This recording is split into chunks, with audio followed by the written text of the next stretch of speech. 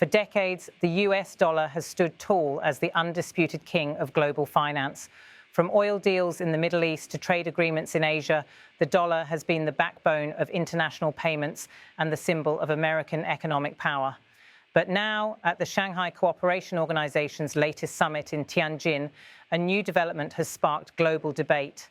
The SCO, which brings together some of the world's largest and fastest growing economies, has agreed to establish its own development bank, an institution designed to finance infrastructure, connect member states' payment systems, and crucially, reduce dependence on the dollar. Could this be the first real threat to the dollar's dominance? The Shanghai Cooperation Organisation, or SCO, is no small club. It includes China, Russia, India, Pakistan, and Central Asian states, with Iran recently joining. Together, these countries represent more than 40% of the world's population and a combined GDP exceeding $23 trillion. Originally founded in 2001 as a regional security bloc, the SCO has steadily expanded into economic and political cooperation. At this year's summit, leaders went beyond rhetoric and committed to something concrete: the launch of a development bank, an institution that could reshape how member countries conduct trade and settle payments. At the Tianjin summit, Chinese President Xi Jinping outlined the urgency of the move. He announced that the SCO will establish a development bank to finance major infrastructure and development projects across member states. China pledged $1.4 billion in loans over the next 3 years to support SCO economies and promised wider access to its Beidou satellite navigation system, a competitor to America's GPS. Russian President Vladimir Putin went further.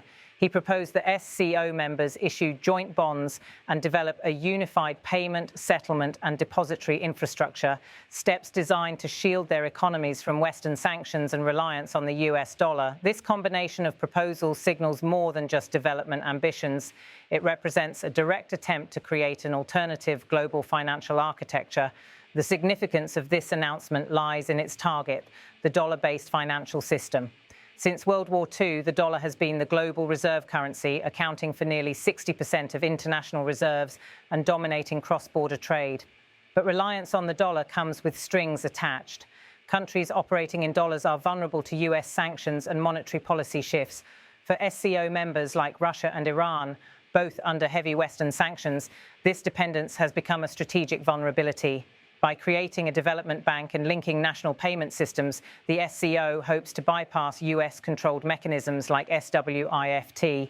Already, alternative systems exist: China's CIPS, cross-border interbank payment system, Russia's SPFS, and India's SFMS. The SCO's new bank could serve as a hub to connect these platforms, enabling trade in local currencies and reducing the need for dollar transactions. De-dollarization is not new. The BRICS bloc has already taken steps in this direction through the new development bank and discussions about a common currency. But the SCO's move brings another layer of institutional support. If successful, it could accelerate a broader trend where emerging economies settle more trade in yuan, rubles, or rupees, undermining the dollar's global monopoly. The SCO's ambitions are rooted in economic realities. Trade between China and other SCO members reached over $500 billion in 2024, with growth continuing into 2025. By financing infrastructure, roads, railways, ports, and digital connectivity, the Development Bank could deepen integration and further boost intra-SCO trade. Iran, newly admitted into the SCO, added fuel to the agenda. Tehran proposed creating a multilateral currency fund and exploring central bank digital currencies, CBDCs, to settle cross-border transactions. For Iran, which has long been excluded from the global financial system due to US sanctions, the SCO's initiatives could provide a lifeline. This isn't just about trade efficiency, it's about geopolitical leverage.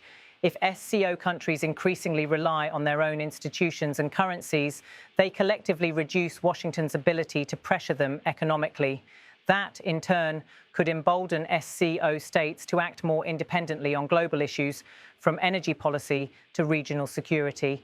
But while the announcement sounds bold, skeptics are asking tough questions. The SCO is a diverse bloc with countries that often compete as much as they cooperate.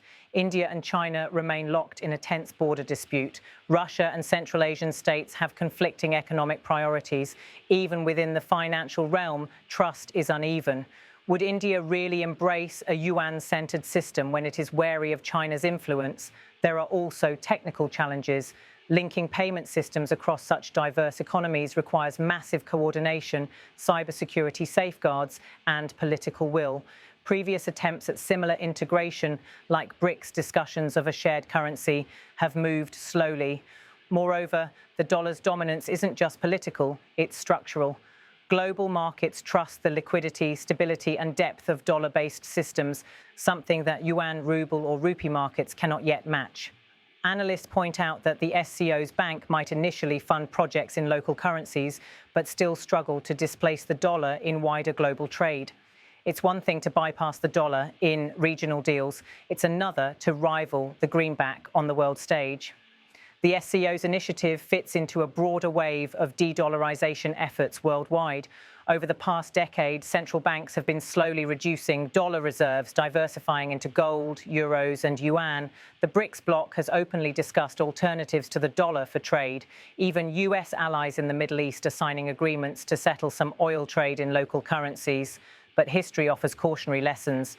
Previous attempts to dethrone the dollar, from the euro's rise in the 2000s to gold-backed schemes, have faced limits. The dollar remains entrenched due to trust, liquidity, and America's global financial networks. For the SCO's development bank to succeed, it would need not just political will, but also deep, credible markets and stable governance, qualities that take decades to build.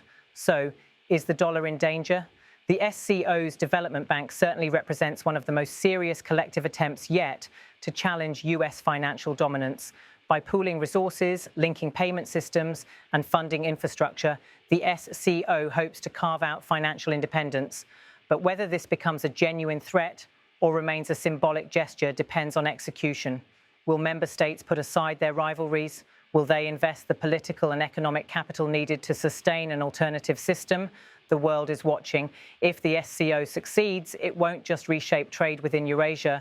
It could mark the beginning of a multipolar financial order where the dollar's supremacy is no longer guaranteed. What do you think? Is this the start of the end of the dollar's reign, or just another grand announcement that will fade with time? Share your thoughts in the comments, and don't forget to subscribe for more in-depth coverage of global shifts that are redefining our future.